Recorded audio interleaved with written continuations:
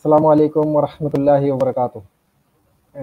आज मुफ्ती साहब थोड़ा 5 या 10 मिनट की ताख़ीर से आएँगे, तो हमने सोचा हम आप लोगों से इतनी देर में हाल अहवाल ले लें। तो हमारे साथ एक्नॉलेज इस्लाम साहब हैं। जी अस्सलामु अलैकुम हज़रत। वालेकुम अस्सलाम वरहमतुल्लाहि वबरकातुहू। अस्सलाम वालेकुम तमाम नाज़रीन को जो इस वक्त स्ट्रीम देख रहे हैं, आगे देखेंगे। आज थोड़ा सा मुफ्ती साहब अभी 5 मिनट के अंदर अंदर इंशाल्लाह थोड़ा उनको अभी आएंगे, तो तब तक जो है हमने सोचा कि आप लोगों को वेट ना कराएं, उल्टा स्ट्रीम स्टार्ट कर लें और थोड़ी सी गुफ्तगू कर लें। आसिम भाई, हम एक काम करते हैं, पहले आप बताएं कि हम मेरी आवाज क्लियर आ रही है, कमेंट सेक्शन में बता दें अगर जी, क्लियर आ जी, रही है मेरी आपकी आवाज़ आवाज तो। क्लियर है। जी, तो इससे पहले हम स्ट्रीम को स्टार्ट करें, थोड़ा सा बता देते हैं कि स्ट्रीम में जो चैट आपका है, चैट सेक्शन जो है, उसमें आप मेहरबानी करके किसी भी रिलीजन की ब्लास्फेमी ना करें, और कोई भी ब्लास्फेमी टॉलरेट नहीं की जाएगी, कोई भी पॉलिटिकल स्टेटमेंट जो है वो टॉलरेट नहीं की जाएंगी। आप अपना तमीज से रहें, तमीज के दायरे में आप अपने चैट्स को लिख सकते हैं। दूसरी बात यह कि इंशाल्लाह जब मुफ्ती साहब आएंगे तो अपनी अपनी बात रखेंगे, उसके बाद आपको एज ऑलवेज एक लिंक मिलेगा, लिंक पे आप जाएंगे और लिंक पे दबा के आप यहाँ पे आ सकते हैं और क्वेश्चंस कर सकते हैं, एक्सेप्ट फिकी क्वेश्चंस। हम बार बार बोलते हैं कि फिकी क्वेश्चंस को हम नहीं लेते नहीं लेते नहीं लेते, इसलिए मेहरबानी करके हम आपसे भी रिक्वेस्ट करते हैं कि वो बार बार रिपीट ना किया करें। और तब तक आतिफ भाई काम करते हैं, आप सब लोगों के कमेंट्स ले लेते हैं जो जो भाई हमारे साथ जुड़ गए हैं। मैं देख सकता हूँ मुजीब खान साहब हैं, शेख इमरान अल जाफर हैं, the unexpected channel, Saeed Irfan, Aziz Sheikh, अच्छा, वालेकुम सलाम। कमेंट आ जी, रहा है, आवाज़ कट रही है, तो मुझे भी लग रहा है कि थोड़ा-थोड़ा कट रही है आवाज़, मेरी लेकिन आ आवाज रही कट है तो रही है? समझ आ रही है। हल्की-हल्की, तो कुछ सेटिंग करें माइक की इतने में। ओके, तब तक कमेंट्स पढ़ते हैं, ठीक है। मैं आपकी माइक की सेटिंग कर देता हूँ थोड़ा। चलो आप अनम्यूट करें अपने आप को, फिर ही होगी यहाँ से माइक की सेटिंग, या आप खुद कर रहे हैं? नहीं नहीं, आप करें, थोड़ा सा इसकी थोड़ी सी वॉल्यूम कम कर लें, बाकी मैंने देखा यूट्यूब पे तो ठीक है, वैसे तो नॉर्मल है। तो थोड़ा मैं इसकी वही कम कर देता हूँ। फरमाएं हजरत। जी जी जी जी, हो गया, ठीक है। फिर अगर मेरी आवाज फिर से कटे तो फिर मुझे कमेंट सेक्शन में बता दीजिएगा। अच्छा जी। तो इससे पहले जब तक मुफ्ती साहब आते हैं तो आप वो भी इस बारे में बात करेंगे, क्योंकि उनने कहा था मैं इस बारे में बात करूंगा। वो ये बात ये है कि अगर आप लोगों को पता होगा कि आज से शायद ऑलमोस्ट उसको 1 हफ्ता हो चुका है, हमारे प्यारे दाई जो है, एक वेस्टर्न वर्ल्ड में, इंग्लिश वर्ल्ड में उनका बड़ा नाम है, मिस्टर डैनियल हकी का, जो अल्लाह ताला उनको लंबी उम्र दे और सेहत दे, उनका। और एक हमारे एक और भाई हैं, मुस्लिम मेटाफिजिशियन करके उनका चैनल है, जिसका नाम है जैक भाई हमारे, वो कन्वर्ट है, यानी रिवर्ट है, वो पहले क्रिश्चियन थे, कैथोलिक थे। उन दोनों ने जो है एक पॉडकास्ट किया, पॉडकास्ट कम डिबेट उसको कह लें, पीबीडी पॉडकास्ट पे। ये पीबीडी पॉडकास्ट एक ऐसा प्लेटफॉर्म है कि one of the main stream podcast channels हैं अमेरिका का, जहां पर आप इतना मेन स्ट्रीम है कि वहां पर आप देखेंगे कि प्रेसिडेंशियल कैंडिडेट जो है यूनाइटेड स्टेट्स के इलेक्शन में, वो तक आते हैं वहां पे पॉडकास्ट अपना, मतलब अपनी बात रखने। तो ये एक बहुत बड़ी बात थी कि मुस्लिम्स को एक ऐसा मेन स्ट्रीम प्लेटफॉर्म मिला जहां पर वो अपना पॉइंट ऑफ व्यू रख सकते हैं, और रखे भी किसके अगेंस्ट? एक ऐसे शख्स के अगेंस्ट जिसने, आप कह सकते हैं, ही वाज द पायनियर, यानी फ्लैग बेयरर जो था इस्लामोफोबिया का अमेरिका में post 9/11 as well as before 9/11, Robert Spencer, जो एक शख्स था, जो वही एक बंदा था जिसको हम डिस्कस कर सकते हैं, क्योंकि जो दूसरा बंदा था वो रशीद करके, वो तो बेचारा पूरी डिबेट में जो है वो रो ही रहा था।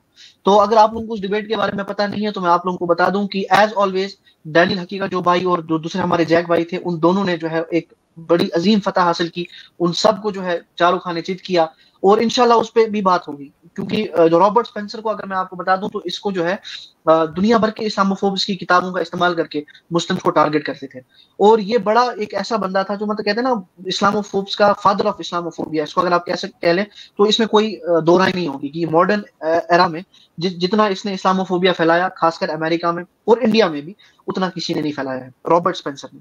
लेकिन इसका वो हाल हुआ उस डिबेट में, उस पॉडकास्ट में, कि आप कह नहीं सकते। और बाद में भी, अभी मैं आपको कुछ ट्वीट्स दिखाऊंगा कि किस तरीके से ट्विटर पे बाद में फिर रोता रहा कि होस्ट ने ऐसे कर दिया। हालांकि होस्ट जो था, जो है वो मिस्टर पैट्रिक जो है, जिनका वो पॉडकास्ट चैनल है, वो खुद क्रिश्चियन है, and he is a very conservative Christian.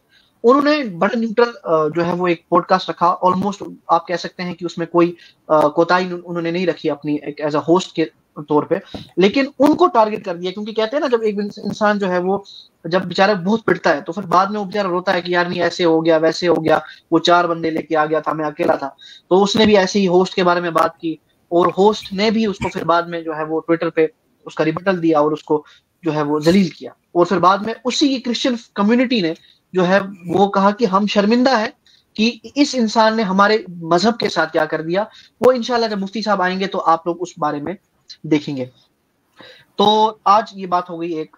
दूसरी बात ये कि अब हमें अक्सर देख रहा हूं कि आजकल जो है हमारे जो एक्स मुस्लिम्स हैं, एक्स मुस्लिम जिसको हम बोलते हैं, या हमारे वो भाई जिनको इस्लाम पे एतराज होते हैं, वो आजकल कुछ कम आ रहे हैं। उसकी वजह क्या है? क्योंकि मैं ये देख रहा हूं कि आवाज कट हो रही है। आवाज कट हो रही है क्या? अच्छा आसिम भाई, सॉरी आतिफ भाई, आप फिर से आप यहाँ से जी आगे ले लें, तब तक मैं देखता हूँ क्या जी, होता है। थोड़ा आवाज कट हो रही है, या तो इसको करें, ग्लिच हो रहा है बीच में, और तो ठीक है। वैसे आवाज तो क्लियर है, साउंड भी क्लियर है, लेकिन ग्लिच हो रहा है कहीं कहीं पे। या हेडफोन अगर हटा दें तो शायद क्लियर आ जाए। अच्छा, तो अम्मार भाई ने डाला है एक, तो ये व्हाट्सअप ग्रुप है मुफ्ती यासिर साहब का, तो सारे लोग इसको ज्वाइन करें। और व्हाट्सअप ने नया फीचर जो दिया है, उसमें चैनल है, ग्रुप नहीं सॉरी चैनल है, तो इसमें इसको आप सब लोग फॉलो करें।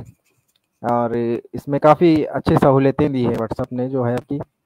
तो खैर आगे एक डिबेट जिसके बारे में भी अतर भाई बात कर रहे थे, अल्हम्दुलिल्लाह बेहतरीन डिबेट रही। और जो दो क्रिश्चियन, हैरानी की बात यह है, दो क्रिश्चियन जो वहाँ पे बैठे थे, मुझे ये लगता है वो खुद अपनी बाइबल जो है वो पढ़ के नहीं आए थे।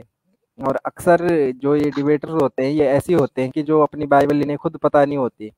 दरअसल इन्होंने अपनी बाइबल को सिर्फ न्यू टेस्टमेंट समझ लिया है, जो उसमें भी जो पौलुस के लिखे हुए खत हैं, उसके अलावा ये इन लोगों ने बाइबल का कुछ पढ़ा नहीं होता, तो इन्हें इतनी खबर होती नहीं है। वहाँ पे आके बेइज्जती करवा गए वो बेचारे। वैसे अपनी वो तो उनको देख के लग ही रहा था, और जिस तरह से उस पे रिएक्शन आ रहे हैं उससे भी पता लग ही रहा था। अतर भाई आ गए आप? जी अच्छा जी अच्छा मैं आ ठीक। गया। मैंने आपको बोला थोड़ा सा वो वॉल्यूम कम कर दे 150 या 140, क्योंकि मुझे लगता है वही मसला हाँ है, क्योंकि मैंने मेरे माइक में वो कर बिल्कुल दिया, मैंने वो कर दिया, मैंने वो कर दिया। जी जी, क्योंकि आपकी मैंने आवाज भी थोड़ी सी कट 125 हो रही है। कर दिया। आप कर दिया, ठीक है। हाँ, हाँ, अगर आप जी। फिर से वॉइस कट होगी तो मुझे बताइए, क्योंकि इंटरनेट का इशू नहीं है, जो इशू है ये वॉइस का ही आ रहा है। Okay, thank you, now better. Thank you mister Ammar साहब। तो मॉडरेशन भी, मॉडरेटर जितने भी हैं वो ध्यान रखें कि कोई ब्लास्फेमी ना हो, फिर इस्लाम की ही नहीं किसी और रिलीजन की भी, क्योंकि it's better to have debates and discussions in a civilized manner, rather कि हम एक दूसरे पे ना वो कीचड़ उछालें, क्योंकि फिर हम में और उनमें क्या फर्क रहेगा। तो ये एक चीज है। दूसरी बात ये कि जैसा कि मैं आपको हर स्ट्रीम में बोलता हूँ, नोट्स निकाल के रखें, किताब सामने रखें, कुछ ना कुछ नई चीज सीखें, उसको नोट डाउन करें, ताकि वो आगे जाकर आप जो है ना उस चीज को याद रखें। मुफ्ती साहब को अगर कोई मुफ्ती साहब का वेट कर रहे हैं तो मैं फिर से बता दूं कि मुफ्ती साहब अभी आएंगे, कुछ टाइम में आएंगे। उनको 5-6 मिनट का कुछ लेट हो गया था, तो उनको आना है इंशाल्लाह, और आएंगे। बस आप चंद कुछ मिनट और वेट करें। तो जब तक मुफ्ती साहब आते हैं, तब तक आप लोगों को अगर कुछ कमेंट्स में कुछ कहना है तो वो कह सकते हैं, क्योंकि अभी हम लिंक तो नहीं पब्लिक करेंगे, लेकिन कुछ कमेंट्स में अगर आपको कोई रेलिवेंट क्वेश्चंस है, फिकी वगैरह नहीं, इख्तलाफात, फिकी इख्तलाफात या ये फिरका वाराना सवाल तो हम नहीं लेंगे। तो उसके अलावा अगर आपके कोई क्वेश्चंस है तो हम वो डिस्प्ले करा सकते हैं। जी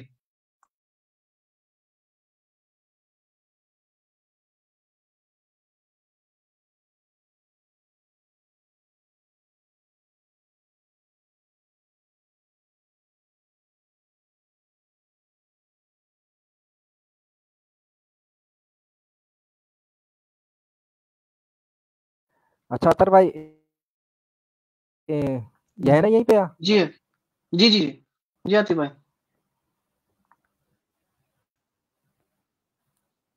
हेलो, आतिफ भाई की हाँ, तो आवाज जो गई है लोग शायद। बार बार सवाल कर रहे हैं उनसे फिर बता दें कि मुफ्ती साहब बस जुड़ने ही वाले हैं। मेरी आवाज आ नहीं रही? आपकी आवाज थोड़ी सी कट आवाज नहीं रही आ है। रही मेरी? अभी एक सवाल आया था। हाँ, अच्छा, आपकी आवाज कट रही मेरी है थोड़ी सी कटने वैसे लगी। आतिफ भाई। अभी एक सवाल आया था कि एक्स मुस्लिम्स के बारे में बताएं, इस्लाम द फाइनल ट्रूथ का ये सवाल है। सो उसके बारे में क्या बताएं, मतलब इन लोगों के बारे में। ये लोग जो है ये आए थे अपना धंधा बनाने, लेकिन अल्हम्दुलिल्लाह अल्हम्दुलिल्लाह मुफ्ती यासिर नदीम अल-वाजदी साहब और हमारी जो हम नीचे उनके काम करते हैं, हमारी जो टीम है, उन्होंने इनके जितने भी हौसले हैं ना वो पस्त कर दिए हैं। हौसले इनके खत्म है। इनका धंधा जो है आस्ता-आस्ता जो है वो इट्स डिक्लाइन पे जा रहा है। और इन लोगों से आप मतलब क्या ही मतलब उम्मीद रख सकते हैं। किसी एक्स मुस्लिम को आप पूछेंगे जो सो कॉल्ड हैं, हालाँकि ये एक्स मुस्लिम जो होते हैं ना, ये एक्स मुस्लिम अपने आप को नहीं कह सकते, क्योंकि इनमें से 99% वो लोग होते हैं जो सिर्फ नाम निहाद मुसलमान होते थे अपनी ज़िंदगी में पहले। कभी उन्होंने कोई दीन पढ़ा नहीं होता था या कुछ। हाँ जी, आप एक्स मुस्लिम क्यों बने? क्योंकि जी मुझे खाना नहीं मिला एक दिन। क्योंकि जी मेरे को पैसा नहीं मिला। तो ये सब चीज़ों की वजह से होता है और at the end of the day they have their own interests, vested interest जिसको हम कह लें। उन्हीं उन्हीं वजहों की वजह से जो है वो ये एक्स मुस्लिम्स अगर आपके सामने आ जाते हैं, क्योंकि अगर कोई एक्स मुस्लिम मुखलिस होता तो वो अपना सुपर चैट ये सब बंद नहीं करता। और अगर कोई एक्स मुस्लिम होता, मुखलिस होता, जो एथियस्ट बन जाते हैं, ये अपने इस कॉज के साथ, सो कॉल्ड मूवमेंट के साथ मुखलिस होते, तो ये हर एक रिलीजन के बारे में बोलते, क्योंकि एथियस्ट जो होता है वो हर एक रिलीजन को डिनाई करता है। लेकिन आपको भी पता है और मुझे भी पता है ये किन की गोद में जाके बैठ गए हैं। तो all they want is monetary gain and may be some political gains and things like that. लेकिन ऐसा कुछ भी नहीं है कि इनके अंदर कुछ इंटेलेक्चुअल होगा या कुछ, क्योंकि अब मुझे नहीं लगता कि हमें अपने ऑडियंस को बताने की जरूरत है। हो सकता है कोई हमारी नई ऑडियंस होगी। और हमारे साथ मुफ्ती साहब आ गए। जी अस्सलाम वालेकुम मुफ्ती साहब। वालेकुम अस्सलाम व रहमतुल्लाह। खैरियत से हैं? अल्हम्दुलिल्लाह मुफ्ती साहब, आप ही का इंतजार हो रहा था जी। अच्छा, माफ कीजिएगा, थोड़ी ताखीर हो गई है, 15 मिनट की ताखीर से हाजिरी हुई है। आवाज मेरी बिल्कुल सही है? जी मुफ्ती साहब एकदम सही है। अच्छा, तो चलें इंशाअल्लाह शुरू करते हैं। एक दो बातें जो हैं वो लिंक पब्लिक करने से पहले मुझे करनी है। इस हफ्ते 2 बड़े वाकयात हुए हैं, लेकिन मैं एक वाकये के ऊपर रोशनी डालूंगा इंशाअल्लाह। और बाकी दूसरी जो गुफ्तगू है, जो दूसरी बात है, वो ये कि हमने 2 स्ट्रीम पहले एक सिलसिला शुरू किया था, और वो सिलसिला ये था कि कुछ ऐसे कॉमन सेंसिकल उसूल लोगों के सामने जिक्र किए जाएं और उनको हम उसके बाद ये मिसालें देकर समझाएं कि ये कॉमन सेंसिकल उसूल जिस तरीके से हमारी आम दुनिया में चलते हैं ऐसे ही मजहब में भी चलते हैं। तो इंशाल्लाह इन 2 चीजों के ऊपर गुफ्तगू होगी। मैं तमाम अपने देखने वालों से जो इस वक्त देख रहे हैं हमें यूट्यूब के ऊपर, उनसे गुजारिश करूंगा कि इस लिंक को ज्यादा से ज्यादा शेयर करें, ताकि इंशाअल्लाह ज्यादा से ज्यादा लोग जुड़ें और उनका फायदा हो और आपका ये कंट्रीब्यूशन बने इंशाअल्लाह। और अभी एक और गुजारिश आप लोगों से करनी है, लेकिन वो थोड़ी देर में, बल्कि मैं अभी कर ही देता हूं। और वो ये कि एक मेरा व्हाट्सएप चैनल है, मैं चाहूंगा कि आप लोग उस चैनल को ज्वाइन कर लें, अभी जितने भी लोग बैठे हैं। तो मैं अनाउंसमेंट कर दी थी जी, अनाउंसमेंट कर दी थी, लेकिन उसका लिंक जो है वो मैं पिन करना चाह रहा हूं, तो ताकि लोग जो हैं वो ज्वाइन कर लें। Just a second. तो ये मैंने कॉपी किया इसका पिन, उसका लिंक जो है, और जस्ट अ सेक।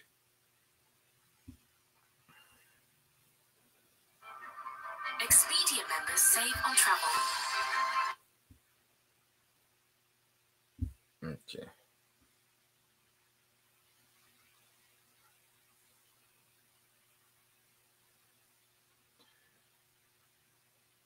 अच्छा जी, ये मैंने आपको लिंक अभी शेयर किया है और मैं इसको पिन भी कर रहा हूं। Just a second.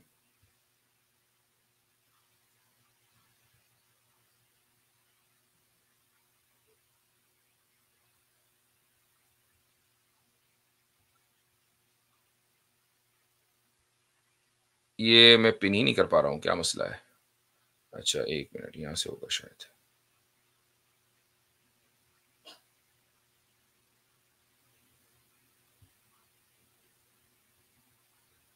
ये मैंने कर दिया पिन।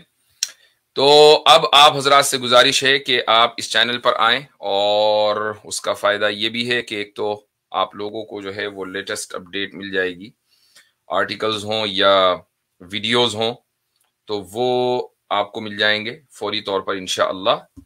और जाहिर है कि जितने भी इस वक्त सोशल मीडिया प्लेटफॉर्म्स हैं, हम लोगों के लिए जरूरी है कि हम उन पर मौजूद रहें। तो आप जितने भी इस वक्त लोग देख रहे हैं वो सारे के सारे आने चाहिए, क्योंकि व्हाट्सएप तो हर एक के पास है, अब इसमें कोई वो नहीं होगा। अच्छा, और दूसरी बात ये भी बता दूं मैं आपको कि अगर आपको चैनल नजर ना आ रहा हो और ये हो कि भाई ये आपके लिए अवेलेबल नहीं, तो आपको व्हाट्सएप अपना अपडेट करना पड़ेगा और इंशाल्लाह फिर आप फौरी तौर पर ये चैनल देख लेंगे। तो शुरू करते हैं। अच्छा, एक बार स्लो मोड ऑन कर दीजिए। स्लो मोड ऑन कर दिया था मैंने। ऑन कर दिया था जी। मैं थोड़ी देर में फिर दोबारा चेक कर लूंगा मैं इंशाल्लाह। अच्छा, वैसे मैंने 60 उस पर किया हुआ है। आई थिंक आई डिड, या अभी पहले आगे बढ़ने से पहले कर ही दूं। अच्छा चले।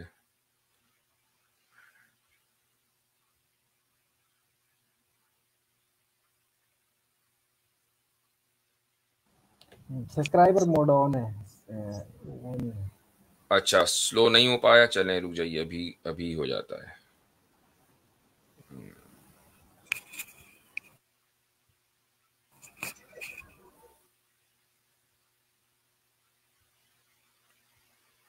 स्लो मोड 60 सेकेंड्स पर है। चलो इसको बढ़ाकर 70 कर देते हैं।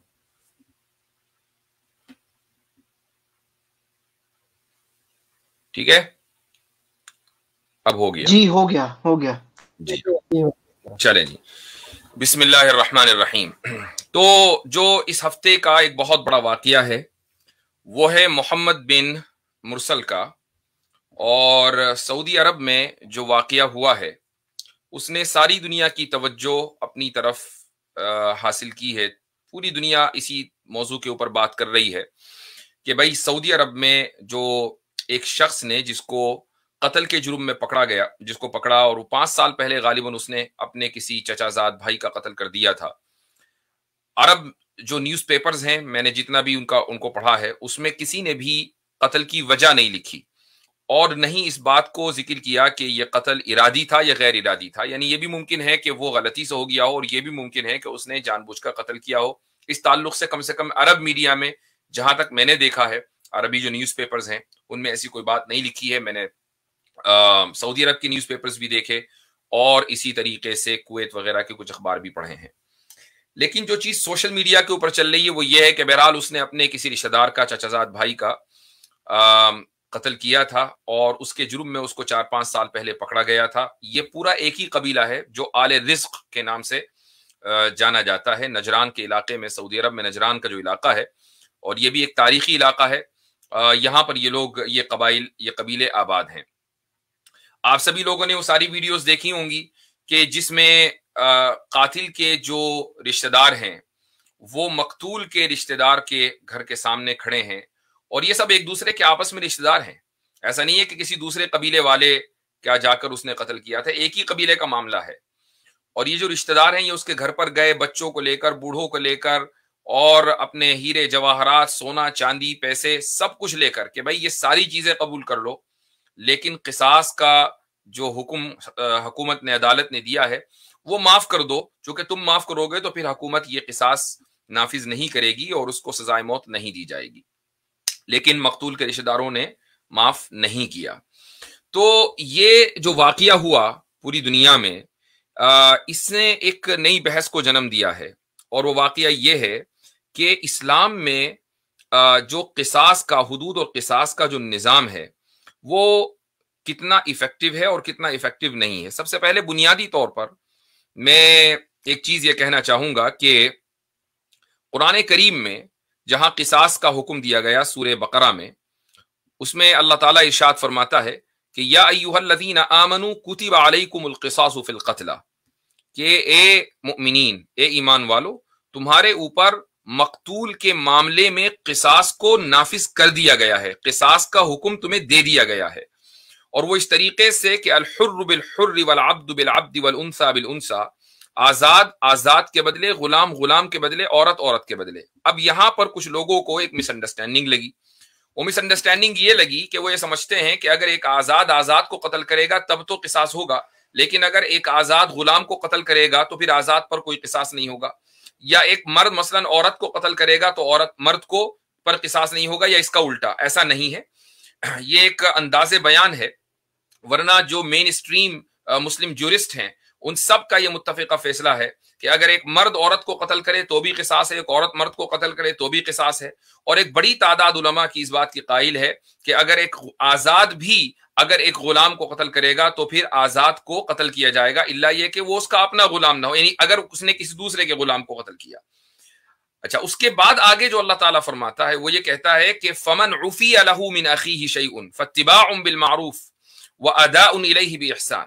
फमन उफिया लहू मिन अखीही शैउन, तो अगर अपने भाई का कुछ अगर तुम उसकी दरखास्त माफ कर दो, फइत्तिबाउन बिल मारूफ व अदाउन इलैहि बिइहसान, तो फिर माफ करने के बाद जो भी सेटलमेंट हो रहा है उस सेटलमेंट के मुताबिक फैसला करना चाहिए। ये अल्लाह ताला का हुक्म है। और आगे अल्लाह ताला आयत नंबर 179 में ये कहता है वलकुम फिल क़िसासी हयातुन या उलिल अलबाब लअल्लकुम तत्तकून, कि ए अक्लमंदो तुम्हारे लिए क़िसास में ही जिंदगी है अगर तुम तकवा हासिल करो। क़िसास में जिंदगी का क्या मतलब है? एक आदमी तो अपनी जान से गया और अल्लाह ताला ये कह रहा है कि क़िसास में ही जिंदगी है। तो देखिए, ये जो खिताब अल्लाह ने किया ये अक्लमंदों को किया, बेवकूफों को नहीं किया। बेवकूफों को ये बात कभी समझ में नहीं आएगी, ये बात आएगी अक्लमंदों को समझ में। और मैं अभी आपको एक चार्ट से साबित भी करूंगा कि ये बात किस तरीके से सही है। अल्लाह ताला ये कह रहा है कि अगर इस तरह की सजा कहीं नाफिज कर दी जाए और मसलन इलाके के अंदर साल में 1, 2, 2, 4 कुछ इस तरह की सजाएं नाफिज कर दी जाएं, तो पूरा इलाका अमन व अमान का गहवारा बन जाएगा। ये नहीं होगा कि लोग एक दूसरे को कत्ल करते फिरेंगे। एक आदमी 1000 मरतबा सोचेगा कि अगर मैं कत्ल करूंगा तो मेरी फिर गर्दन नपेगी सरे बाजार, और इससे पहले ऐसा हो चुका है, यानी ये हुकूमत ऐसा करती आ रही है तो मेरे साथ भी करेगी। तो इसलिए वो फिर कत्ल के इरादे से हमेशा बाज रहेगा। इसी को अल्लाह ताला ने फरमाया कि तुम लोगों के लिए जिंदगी है इसमें। एक आध आदमी कातिल अगर उसको अल्लाह हुकूमत वक्त सजाए मौत देती है तो इसका मतलब ये नहीं है कि अब फिर दूसरे लोग भी ये जुर्म का इर्तिकाब करते फिरेंगे, बल्कि आम लोग इससे रुक जाएंगे। इसी को हयात कहा है कुरान करीम ने। अब आप देखें कि जब से सेक्युलरिज्म का निजाम पूरी दुनिया में गालिब हुआ है गुज़िश्ता 100-200 साल से, तो उस वक्त से ये तहरीक चली है कि भाई इस्लाम में बहुत ही ज्यादा सख्त सजाएं हैं। चोर है तो उसका हाथ काट दिया जाता है, कातिल है तो उसकी गर्दन उड़ा दी जाती है, वगैरह वगैरह, डेथ पेनल्टी है। और इसी तरीके से ड्रग स्मगलिंग के ऊपर डेथ पेनल्टी है। तो ये एक पूरा प्रोपेगेंडा चला, यहां तक कि अभी 3-4 साल पहले जब ब्रुनाई ने इस्लामी सजाओं का निजाम अपने यहां नाफिज किया तो पूरा वेस्ट जो है वो खड़ा हो गया कि भाई आप ये क्या कर रहे हैं, गोया कि ये वेस्ट का मसला हो ना कि ब्रुनाई का अपना।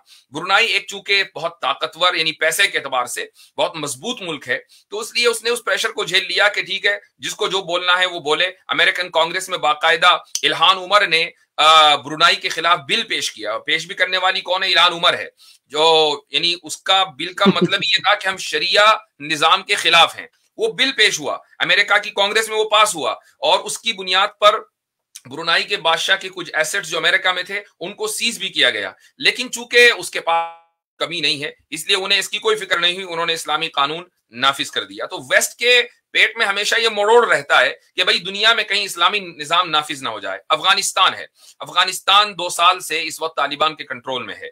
क्या वजह है कि दुनिया का कोई मुल्क उसको तस्लीम करने के लिए तैयार नहीं है, सिवाय चाइना के जिसने अभी उसको ऑफिशियली तस्लीम किया है। बैकडोर सारे मामला चल रहे हैं, लेकिन दुनिया के सामने वो ये बताना नहीं चाहते कि हमने तालिबान की जो गवर्नमेंट है उसको एक्सेप्ट कर लिया है।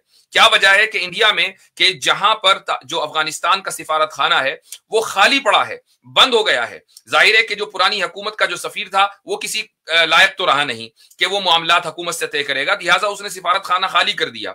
लेकिन इंडियन हुकूमत बावजूद है कि उसके मिलियंस ऑफ डॉलर्स वहां पर लगे हुए हैं अफगानिस्तान में, और चाहिए था कि जिस तरीके से चाइना उस अपॉर्चुनिटी को अवेल कर रहा है कि जो अफगानिस्तान की जमीन के नीचे अरबों डॉलर का खजाना छुपा हुआ है, इंडिया को भी आगे बढ़कर यह अपॉर्चुनिटी अवेल करनी चाहिए थी, लेकिन ऐसा नहीं हुआ। वेस्ट जो है उसको जो ईगो की प्रॉब्लम है वो ये है कि भाई ये जो तालिबान आ गए इन्होंने इस्लामी निजाम नाफिज कर दिया। अब इस्लामी निजाम नाफिज अगर किया है तो इसका मतलब ये कि वो दुनिया को ये बताना चाहते हैं कि जो वेस्टर्न निजाम है वो फेल निजाम है, हमारे यहाँ जो निजाम है ये कामयाब निजाम है। आप किसी भी व्लॉगर को का व्लॉग उठाकर देख लीजिए जो इस वक्त अफगानिस्तान जा रहा है। मैं इस तरह के व्लॉग अक्सर देखता रहता हूं, चूंकि यही हमारे पास जो आम तरीन जो ऑथेंटिक जो खबर है, ऑर्गेनिक जो खबर है उसके हासिल करने का जरिया है। जाहिर है कि वेस्टर्न मीडिया जो रिपोर्ट करता है वो बायसनेस से खाली नहीं है।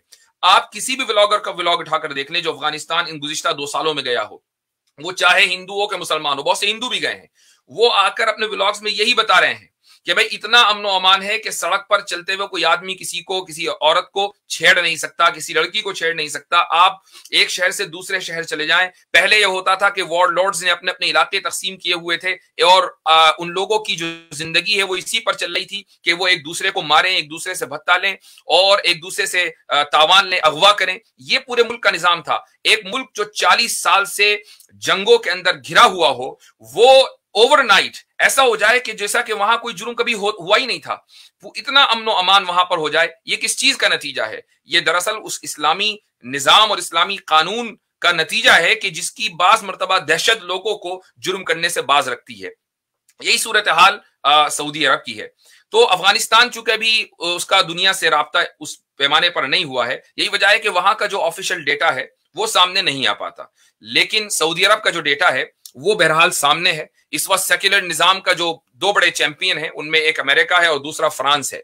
तो मैं आपके सामने जो है ये एक डेटा पेश करना चाहूंगा, इसको आप देखिएगा और इससे आप अंदाजा लगाएं कि इस्लामी निजाम की क्या खुसूसियत है। ये मैं स्क्रीन शेयर कर रहा हूं, जस्ट अ सेकेंड।